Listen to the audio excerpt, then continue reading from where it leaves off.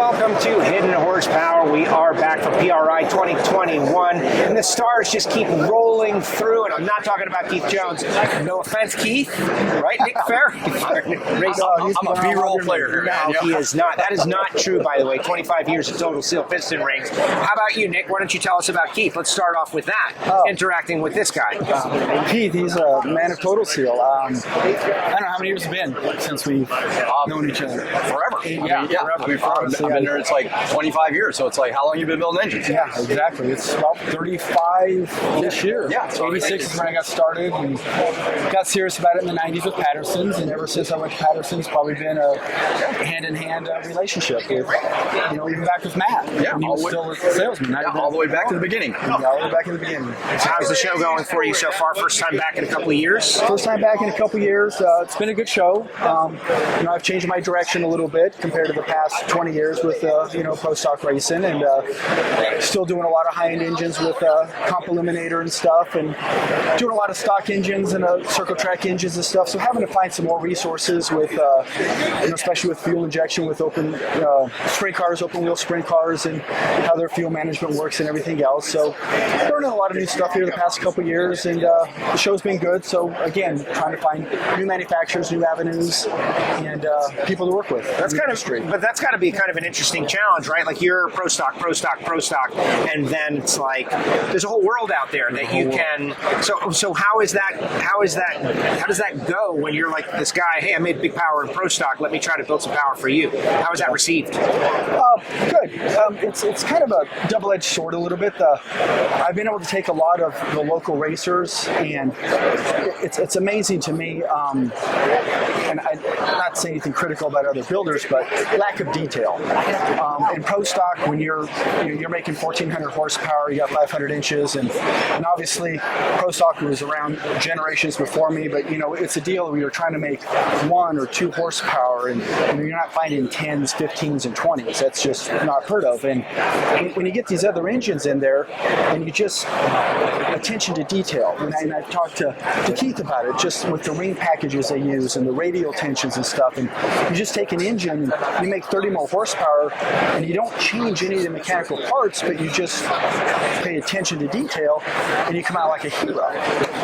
So then as over time goes on, you start working on the parts and the combination and everything else, and before you know, you're squeezing 50, 60 more horsepower out of these engines that, guys, were kind of just flabbergasted by what you can do with it. And Keith, that's something we've heard on the podcast a lot. Of course, we encourage everybody to subscribe, Apple Podcasts, Spotify, SoundCloud. Listen to the show, go to the TotalSeal.com website. You can find out more. But that the drag racers, that's the mentality. Yeah. And that it is expanding out. But how many times have we heard that? Oh, we've heard this dozens of times, and not picking on any builders out there, not showing, trying to show one side of this, but everyone, I'm a drag race guy, and that attention to detail, that that drive to find that last one, that last two, and then when you can take that, that philosophy and apply it to these other engines, and you can see the places, it's like, wow, you kind of left a lot. Maybe they were looking for it, maybe it was like, we don't need that kind of power, but nobody ever comes at you and says, when was the last time a guy came into your shop, Nick, and said, Nick, I'd like to knock 20 horsepower out. Right. What can we do? Yeah, never going to happen. That attention to detail, we've heard this from so many guys, and especially coming out of guys that in the drag race world that have now been thrown into sprint car, circle track. I mean, you guys are kind of doing a little bit of everything. And being able to take and apply those years of knowledge to that is just, it's a win-win for everybody, because they're the bottom line, they're able to get this knowledge and get what you can do, and just bottom line, pay the bill and have some power. Right, exactly. No, you're absolutely right. Yeah. And of course, on the flip side of it, when I said a double-edged sword, I spent so many years in pro stock and focusing on a 500 cubic inch GM DRC 2, 3, or 4 engine, that when I did get back into a different kind of world of racing, I also look back, it's like, man, the LS stuff and how big the LS stuff has. I couldn't even tell you what the difference between an LS1, 2, all these different iterations of engines. I was like, it was a whole new education to me, and I felt like I kind of let the tunnel vision of being in pro stock kind of not let the world around me not keeping up with that. So it's been a little bit of a struggle at getting familiar with some of these other engine combinations, but at the end of the day, they're all air pumps. Right. The got valves, they got lifters, and crankshafts and pistons, and all the rings still work the same. It's just learning new combinations and how it all works. So it's still been educational. It's interesting though, like about the evolution of these engines, and think about, you look around, the LS without it, wow, where would we be? I agree. With all this aftermarket stuff be, and the streetcar stuff be, and you get an LS and you put a Pro Charger on it, oh my gosh, you're making over 1,000 horsepower. Yeah, it's impressive, especially today. I'm still very much an NA guy. I was just going to ask you. I love NA. To squeeze every bit of power but there's no doubt that the generations today and the future of, I think, drag racing is power adder stuff, and there's no doubt, there's no argument. If I'd love to, probably gonna have the opportunity to start racing again. I stopped racing in the 90s with Patterson Racing. Was probably the last time I ever competitively drove a race car down the racetrack.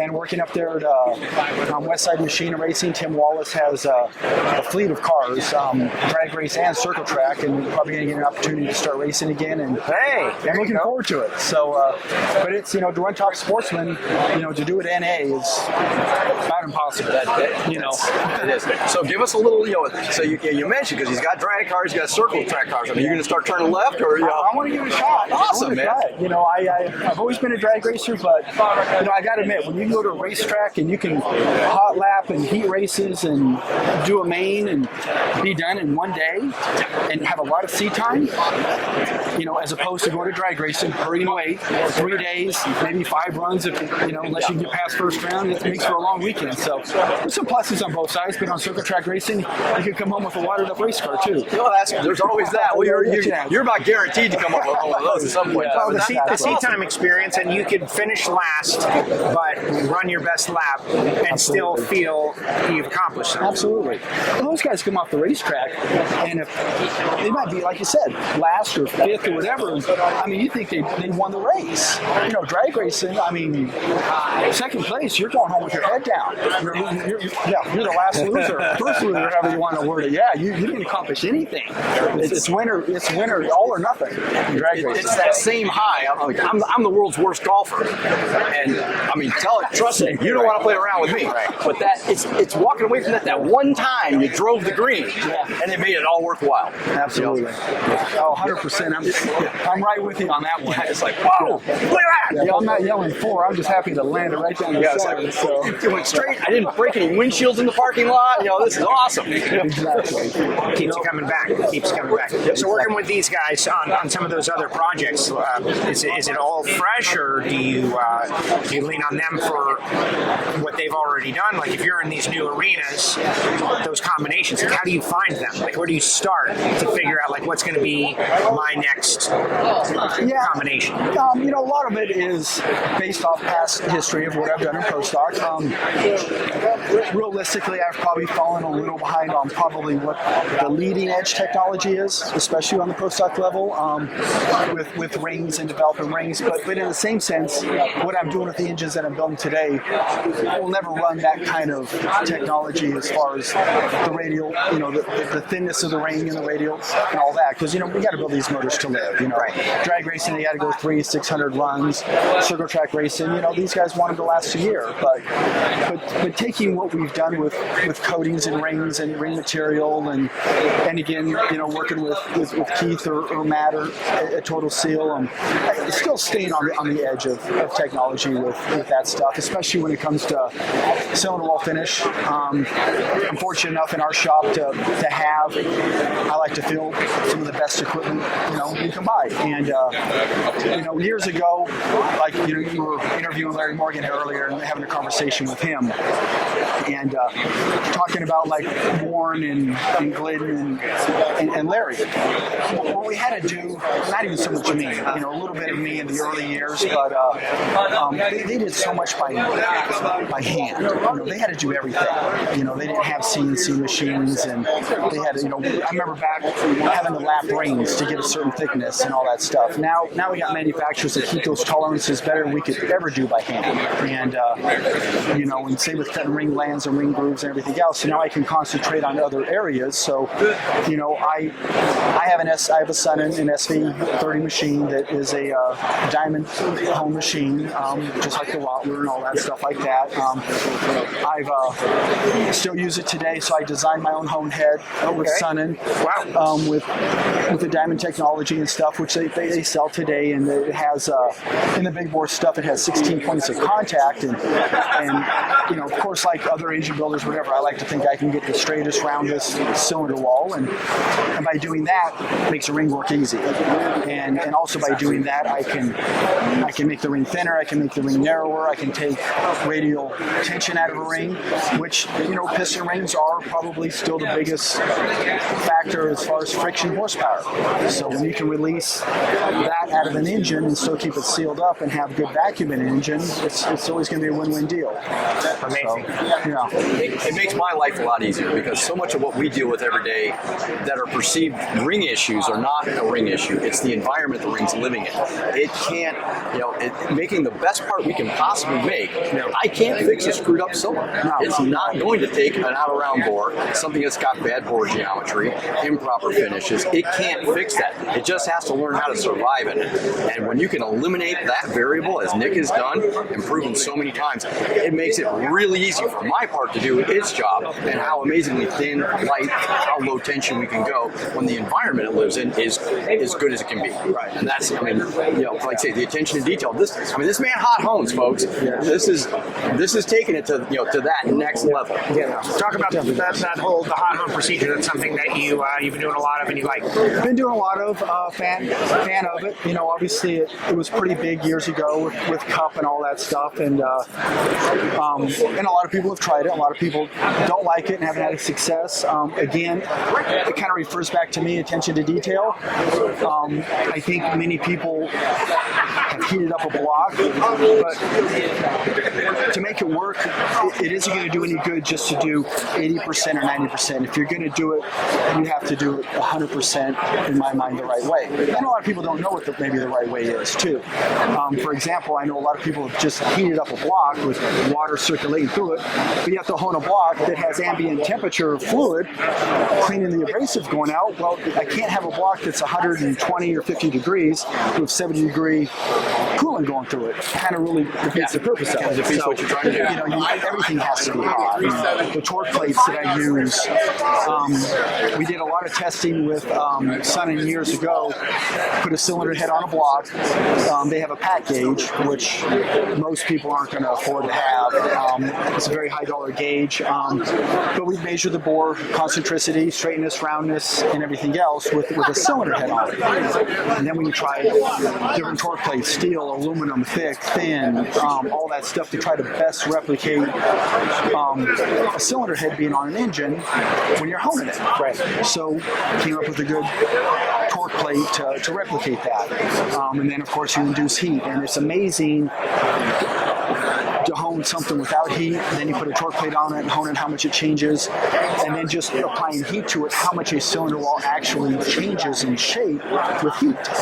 And by doing that, to get a straight round finish with heat, we got to the point in the Pro Stock motor, a complete short block could be assembled, and I could grab the front of the crankshaft with the hub on it, not the whole balancer with just a hub, and turn it by hand.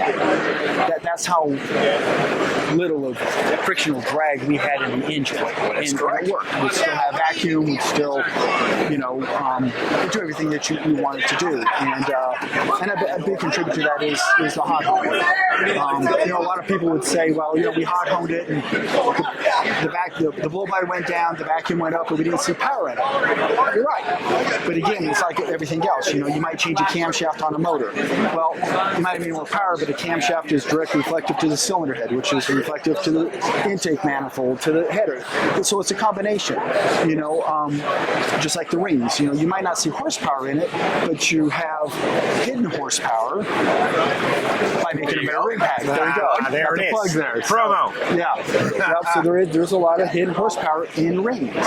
So, again, you just have to be able to, you can be the best machinist in the world, but if you don't have the right equipment, and also vice versa, you can have the best equipment in the world, and if you don't know what to do with it, it all has to work together. And there's a lot of shops that are capable of doing it. There's a lot of shops that are still learning how to do it. But it goes back to the beginning, attention to detail. It really is. You really gotta.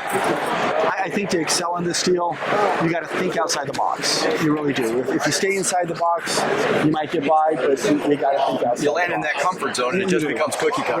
Yeah, it becomes cookie cutter, and to get that step ahead, you really got to think outside the box. You got to keep trying. One of the things, talking about hot honing, I've actually had a guy, and we actually experienced this quite a few years ago, besides even hot honing, is pressurizing the cooling system. Yes. Because that makes the cylinders move as well. It does. And I've actually started to look into it. I can't say that I've done that yet, but you're right. The few resources I have and friends that I still have in the cup world, 40, 60 pounds, they say makes a huge difference. Things move. We saw it on an aluminum sprint car engine. Yeah. Could not figure out why it kept coming out looking the way it did. Yeah. Because I knew how it was honed. I knew it was done correctly. But yet I'm seeing this wear in the cylinders. Yeah. And we finally kept playing with it, and pressurizing the cooling system up. That was it. Yeah. No, you're 100% correct. And, and there's never an end to it, and of course. Well, that'll lead to the next thing. It'll lead you to the next thing. I don't know if we'll ever be able to simulate what actually happens when that spark plug ignites, what goes on in that cylinder wall, to be able to measure it.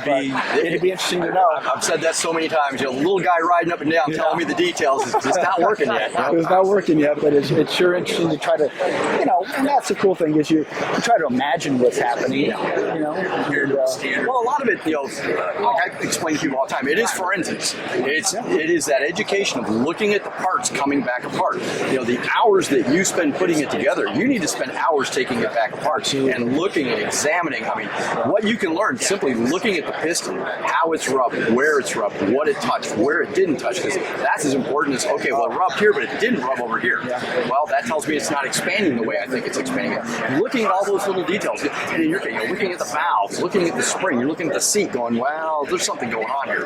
And it'll tell you a lot, just paying attention to it when you take it apart. I absolutely agree. And if anything, it's almost, you said it's equally as important. I think tearing down an engine is probably, a lot of people think it's the grunt job, I guess, in the shop. Oh, exactly. It's the most important job because I need to learn, because it is. It's like being a patient going to the doctor's office. That's my patient, and I got to read and see the story behind it before. Because when it goes back together, I've done all the machine work. I've done everything I can do in the clearances. Then it's just a puzzle. You get it together. But analyzing it and dissecting it as it comes apart absolutely is worth 1,000 words. Absolutely, 100%. Nick, at the end of each episode of Hidden Horsepower, and we're going to have to get you again, obviously, over the phone line when we're not here at the show. But we always look for a little advice for the next generation out there, and I like to keep doing it even here. There's young kids out there. We're in an industry where we need a new wave to come in and take over and keep going. You're kind of you represent that new wave from the last generation. What would you say to the next generation out there, like a bit of a nugget that could be helpful to them?